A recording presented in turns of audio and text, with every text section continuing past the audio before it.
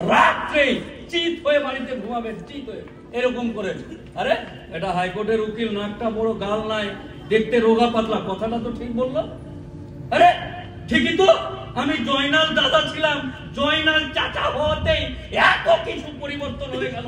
হে আল্লাহ, আমি মরে যাওয়ার পর আমার ছোট্ট নাতিটাকে, ছোট্ট ভাইপোটাকে, ছোট্ট ভাস্তিটাকে, আমার নাতিকে কোন পরিবেশে রেখে যাচ্ছি?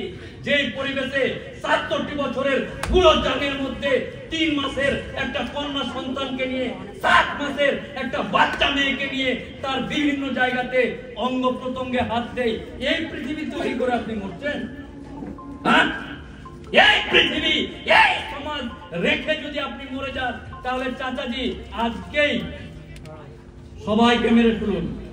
কারণ আপনি ভাবেন সেই দিন আর আজকের দিন, এইটুকু সময়ের মধ্যে আপনি রাজ্যটাকে, দেশটাকে কি করে রেখে গেলেন। এই কথা আপনাকে আজকে ভাবতেই হবে।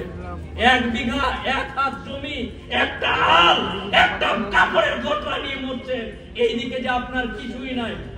এই এলাকায় আমাদের দিকে বলে হাওড়ার লোক ব্যবসায়িক মানুষ, কাপড়ের ব্যবসা করে, এই করে ওই করে, পয়সাওয়ালা মানুষ। যত দামি দামি বাইক হাওড়ার ছেলেদের, এখানকার বাইক খেতে যাবে ৩০ কিলোমিটার দূরে চা। এত পয়সাওয়ালা, এত দামি। আমি মুফাক্কিরুল ইসলাম বলছি, আমার সম্প্রদায়ের ভাই, আমার জাত আমার কমকে বলছি, আমরা হলাম এড়া বাছুর।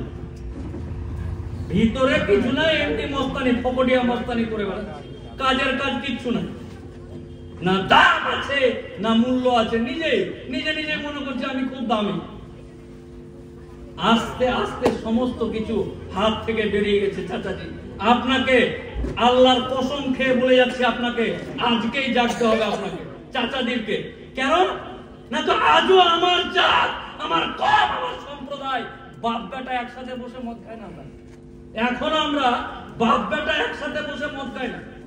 এখনো আমরা যদি চায়ের দোকানে দেখি চাচাজি যায়, চাচা বাপরে হাজি সাহেব আছে, চল অন্যদিকে চল, এইদিকে চল, এইদিকে চল। কারণ এখনো আমরা বাপ চাচাদেরকে সম্মান করি, অন্য জাতের মতন একসাথে বসে মদ খাই না।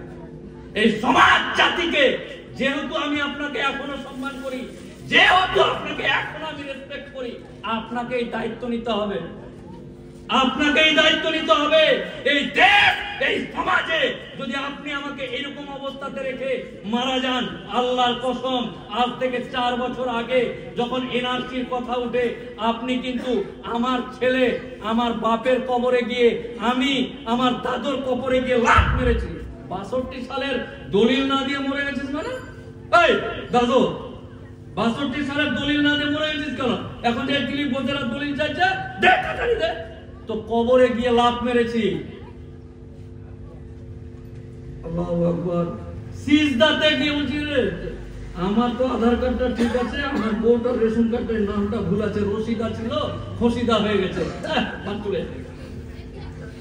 নামাজে গিয়ে সিজদাতে ভুল করেছি ৪ বছর আগে, এই ৪ বছর আগে। তাই আপনাদেরকে করজোড়ে অনুরোধ করে বলে যাচ্ছি, আজকেই দেশ, সমাজ, জাত, কম, ভাই, ব্রাদার সমস্ত কিছু নিয়ে আমার চাচাদেরকে বসে, আমাদের মতন ছেলেদেরকে নিয়ে আপনারা গাইডেন্স দিবেন। আপনি যে ২২ বছরের দাদা ছিলেন, ৬২ বছরের চাচাজি হয়েছেন, যে ভুলটি আমি করেছি, এটি এই বাবজি, এই বাবা, এই বাবা তোরা এটা করিস না, এই যে দেখ, এই যে দেখ, আমার ভুলের কারণে তোরাকে লাভ মারতে আজকে। তোরা যদি ভুল করিস, তোর বেটা বেটিকে এখনই মেরে ফেলে দে। এই গেল একটা সাইড। দ্বিতীয় আসি ওয়াকাফ। ওয়াকাফ